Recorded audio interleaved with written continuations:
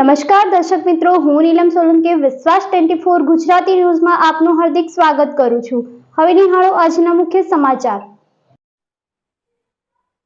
Palanpur Sukhbag road ઉપર ચોમાસા દરમિયાન ખોદી નાખેલા માર્ગોના કારણે ત્યાંના લોકો ભારે મુશ્કેલીનો સામનો કરી રહ્યા છે।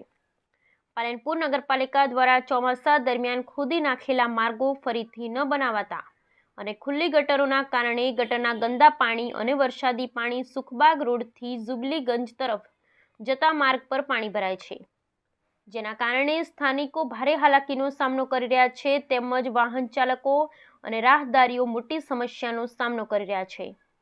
આ બાબતે અનેકવાર રજૂઆત કરવા છતાં પણ નગરપાલિકા તંત્ર દ્વારા કરવામાં આવ્યું હતું। અત્યારે એક તરફ ચાંદીપુરા રોગ ફેલાઈ રહ્યો છે, જ્યારે અહીંયા પણ ગંદકીના પાણી ભરાવાને કારણે મચ્છરોનો ઉપદ્રવ વધવા પામ્યો છે, જેને લઈ સ્થાનિક રોગચાળોની ભીતિ સેવાઈ રહી છે। ચોમાસાના આગમન પહેલા તાત્કાલિક અસરથી આ ચોમાસાનું સમાધાન નહીં કરવામાં આવે તો આગામી દિવસોમાં ગાંધી ચિંધ્યા માર્ગે આંદોલન કરવાની ચીમકી ઉચ્ચારી હતી।